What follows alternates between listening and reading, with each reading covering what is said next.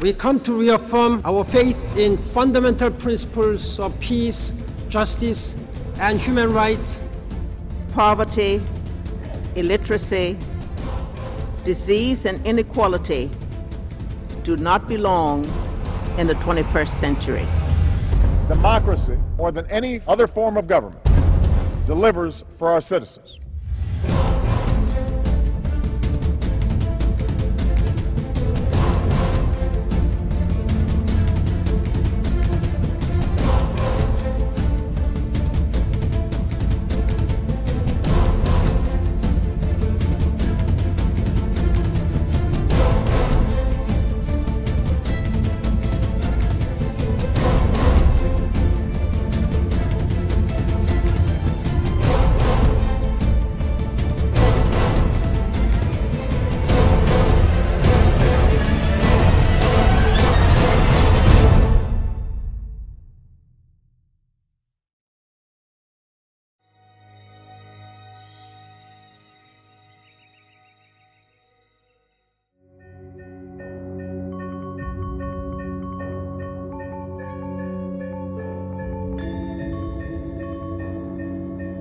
Enough. Enough.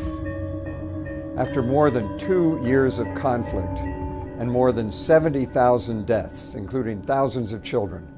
After more than 5 million people have been forced to leave their homes. Including over 1 million refugees living in severely stressed neighboring countries. After so many families torn apart and communities razed. Schools and hospitals wrecked and water systems ruined. After all this, there still seems an insufficient sense of urgency among the governments and parties that could put a stop to the cruelty and carnage in Syria. Enough is enough.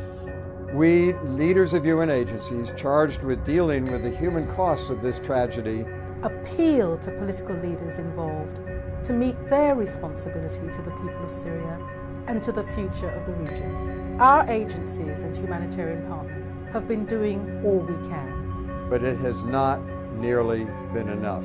The needs are growing, while our capacity to do more is diminishing. We are precariously close, perhaps within weeks, to suspending some humanitarian support. Our appeal today is not for more resources, needed as they are. We are appealing for something more important than funds. To all involved in this brutal conflict, and to all governments that can influence them. In the name of all those who have so suffered, and the many more whose futures hang in the balance. Enough. Summon and use your influence now to save the Syrian people and save the region from disaster. Enough. Enough. Enough.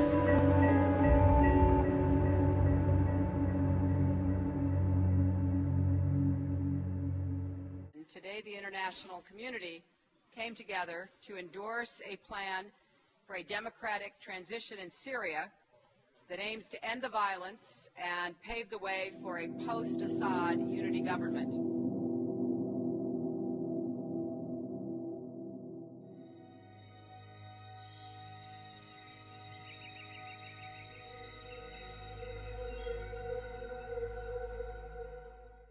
More than 1 billion people worldwide live on less than $1 a day. To break the vicious cycle of poverty, 184 countries joined together through the World Bank Group. To bridge the gap between rich and poor, the World Bank helps developing countries build schools and health centers, provide water and electricity, fight disease and corruption, and protect the environment, helping the poorest people in the poorest countries.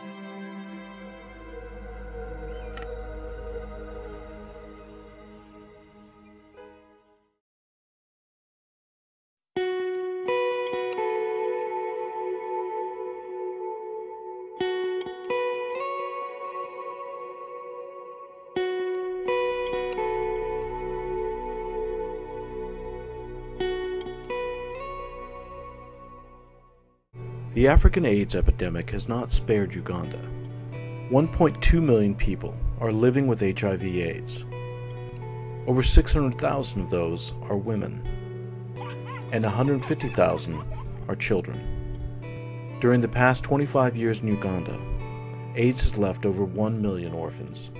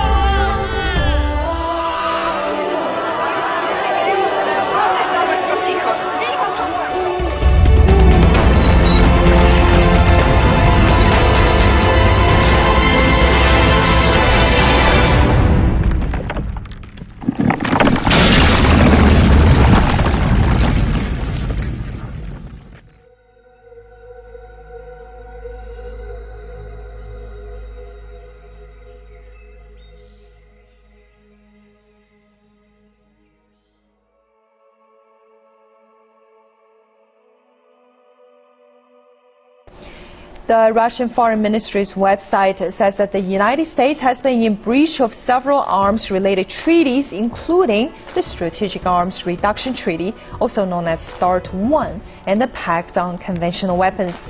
The ministry also accuses the U.S. of violating the Intermediate Range Nuclear Forces Treaty. In particular, Russia says the U.S. has failed to provide assurances that some nuclear missile launchers and bombers converted to carry conventional weapons can't be retrofitted.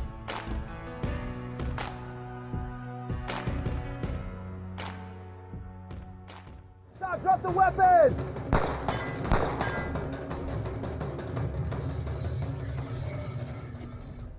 News today on gun violence, 104 days after the shooting in Newtown, Connecticut. The shooter, Adam Lanza, gunned down 20 children in under 5 minutes. Gunman Adam Lanza was not a teenager. He was 20 years old. He fired 154 shots in 2, not as some originally reported, 3 Newtown classrooms.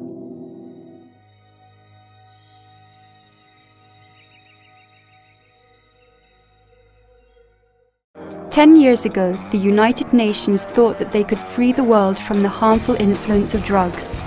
By 2008, they aimed to have wiped out or significantly reduced drug use, as well as the illegal growing of coca, cannabis and opium worldwide. Now we face the question, have we really done it?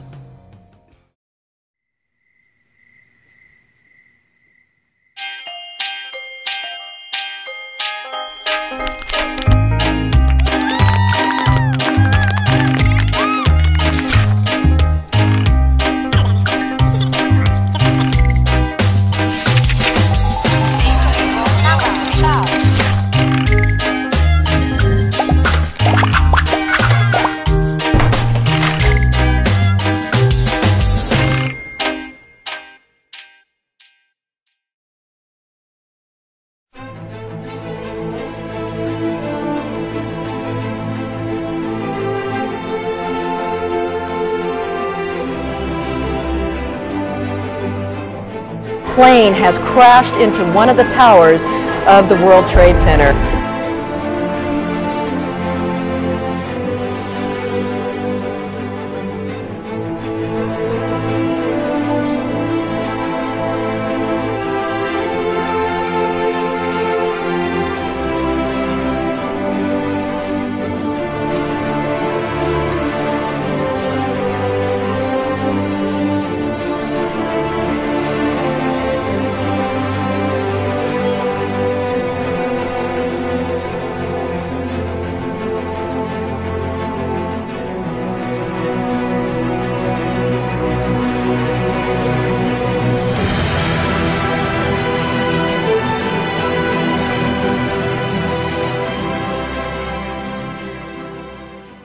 nuclear weapons are the nation's life that would not be traded for billions of dollars.